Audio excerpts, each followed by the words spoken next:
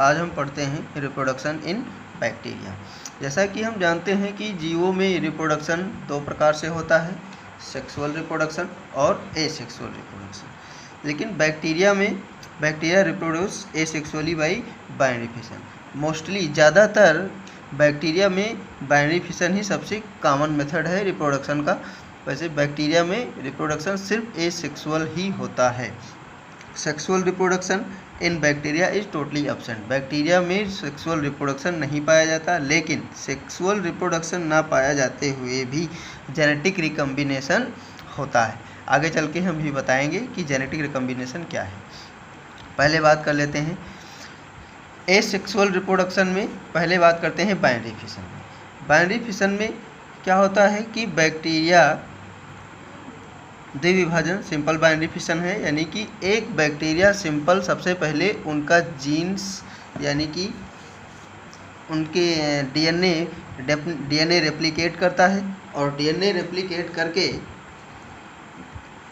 पहले दो में डबल हो जाता है। उसके बाद में एक छोटा सा कॉन्स्ट्रिक्शन बैक्टीरिया सेल के बीच में बनता है और ये कॉन्स्ट्रिक्शन धीरे धीरे अंदर की तरफ और धीरे धीरे एक सेल दो सेल में बदल जाती है।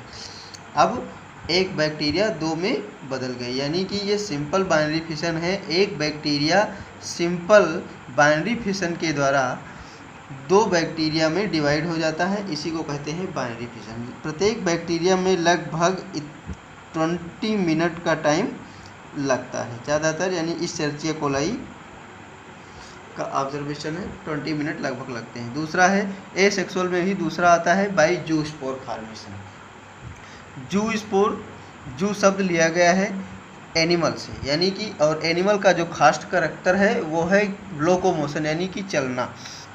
यानी कि ये ऐसे स्पोर हैं जिनमें लोकोमोशन होता है, मोटाइल होते हैं। ये कैसे होते हैं? चल सकते हैं, चल बीजाणु हैं, और मोटाइल यानी कि चलते किसे हैं? फ्लैजेला के द्वारा ही चलते होंगे।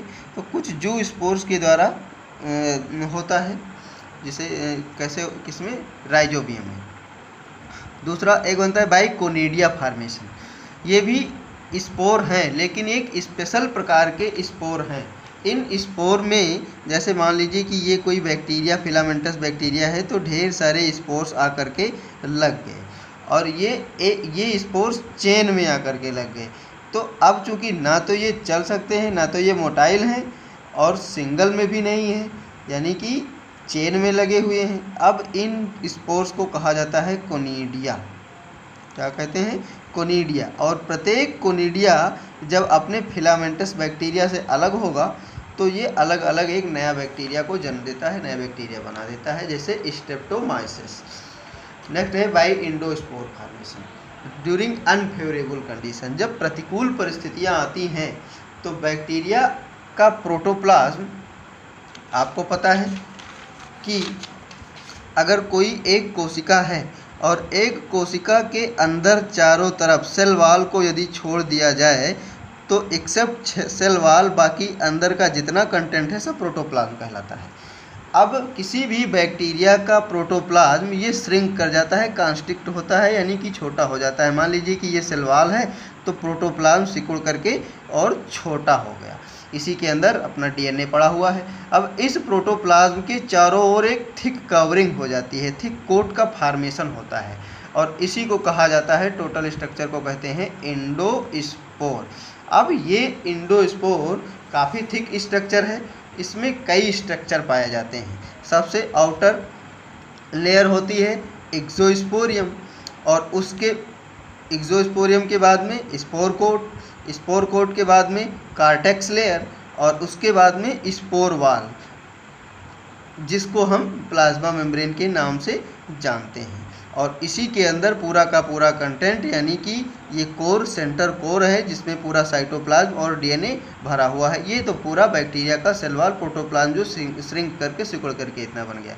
अब इतनी थिक लेयर है, ये अनफेवरेबल कंडीशन को पास कर जाती है, और जब फेवरेबल कंडीशन आता है तो ये सेल वॉल ये ब्रेक करती है, एक्सोस्पोरियम, स्पोरपोर्ट, कार्टेक्स ये सब ब्रेक करता है, और एक इंडोस्पोर से एक नए बैक्टीरिया का निर्माण हो जाता है।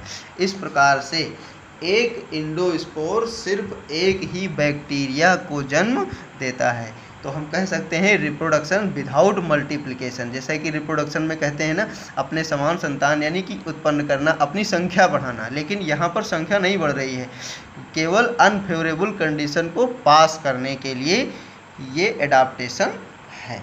नेक्स्ट बात करते हैं सेक्सुअल रिप्रोडक्शन इन बैक्टीरिया। हमने पहले ही बताया सेक्सुअल रिप्रोडक्शन बैक्टीरिया में नहीं पाया जाता। True sexual reproduction in bacteria is totally absent, but genetic recombination can be observe. Genetic recombination यानी एक बैक्टीरिया का जीन दूसरे बैक्टीरिया के जीन से रिकम्बाइन कर जाए, मिल जाए, तो इसी को कहते हैं जेनेटिक रिकम्बिनेशन। ये 3 विधियों से होता है।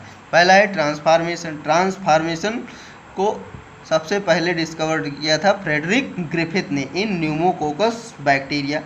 ये बैक्टीरिया, इसके 2 स्ट्रेन पाए जाते हैं, या ऐसे कह लीजिए कि इस बैक्टीरिया के 2 वैरायटी हैं या 2 रेसेस हैं। बैक्टीरिया के केस में हम इन्हें रेसेस कहते हैं। तो 2 रेसेस हैं, एक एस टाइप बैक्टीरिया और एक आर टाइप बैक्टीरिया।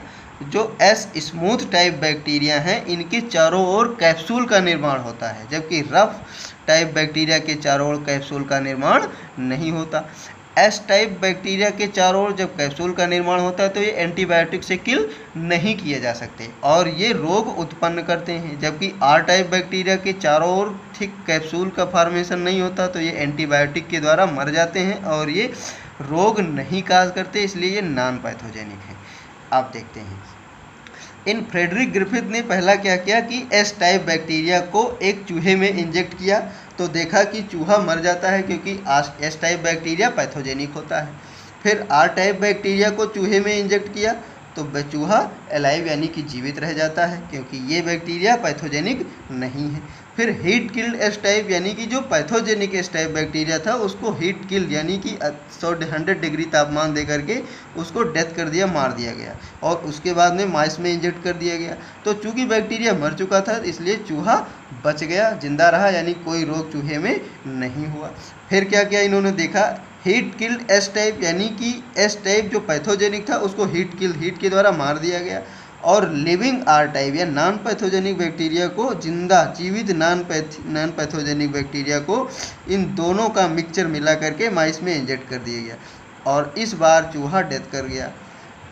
तो ग्रिफिथ ने ऑब्जर्व किया, जब देखा तो इन्होंने ये ऑब्जर्व किया कि जो आर टाइप बैक्टीरिया थे वो ट्रांसफॉर्म हो गए एस टाइप ऑफ बैक्टीरिया में। S type R type bacteria non pathogenic थे लेकिन ये अब बदल गए किसमें, पैथोजेनिक यानी एस टाइप बैक्टीरिया में। इसमें भी कैप्सूल का फॉर्मेशन होने लगा।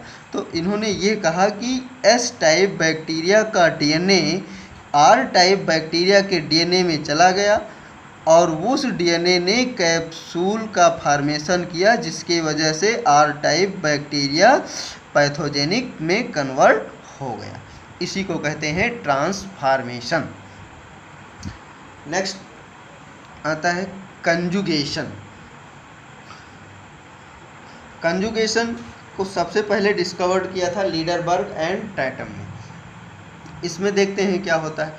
इसमें बैक्टीरिया में एक विशेष प्रकार का डीएनए प्लाज्मिड डीएनए पाया जाता है जो मेन डीएनए से अलग होता है, यानी extra chromosomal non genetic material and circular DNA. ठीक है, इस मेन डीएनए से अलग है और सर्कुलर है। इस डीएनए पर कुछ विशेष प्रकार के फैक्टर यानी जीन पाए जाते हैं जिनसे पाइलस या सेक्स पिलाई का निर्माण होता है। इन पिलाई के वजह से ये बैक्टीरिया किसी दूसरी बैक्टीरिया से कंजुगेशन ट्यूब का निर्माण कर सकता है। दूसरी तरफ रेसिपिएंट बैक्टीरिया ऐसे बैक्टीरिया जिनमें प्लाज्मिड नहीं है और उसके परिणाम स्वरूप पाइलस या पिलाई का फॉर्मेशन नहीं होता है। अब इन्होंने ये इसमें होता क्या है कि डोनर बैक्टीरिया जिनमें पिलाई पाई जाती है वो बैक्टीरिया रेसिपिएंट बैक्टीरिया से एक कंजुगेशन ट्यूब सेक्स पिलाई के द्वारा कंजुगेशन ट्यूब बनाता है और इस कंजुगेशन ट्यूब की वजह थ्रू जो प्लाज्मिड पाया जाता था, हमने बताया था सेल्फ रेप्लिकेटिंग, यानी कि जो प्लाज्मिड है इसमें स्वद्विगुणन की कैपेसिटी होती है, यानी कि 1 से 2 में हो जाता है, इसमें ये 1 से 2 में कन्वर्ट होता है और इसकी एक कापी इसमें सेंड कर देता है, यानी कि इसका जो जीन था, इसका डीएनए था, वो इसमें अब आ जाता है, किसके थ्रू? कंजुगेशन ट्यूब के थ्रू। अब ये वाली बैक्टीरिया भी, ये डोनर थी और ये रेसिपिएंट, इसमें भी एफ फैक्टर प्लाज्मिड, यानी प्लाज्मिड में एफ फैक्टर तो था ही और रेसिपिएंट में भी प्लाज्मिड के पहुंच जाने की वजह से एफ फैक्टर पहुंच जाता है। परिणाम स्वरूप इसमें भी जो न्यू डोनर, ये पहले रेसिपिएंट थी लेकिन अब ये फिर से न्यू डोनर का काम करने लगेगी। इसमें भी, इस बैक्टीरियल सेल में भी सेक्स पिलाई या पाइलस का, सिंगुलर पाइलस का फॉर्मेशन हो जाता है। ठीक है, तो ये है कंजुगेशन।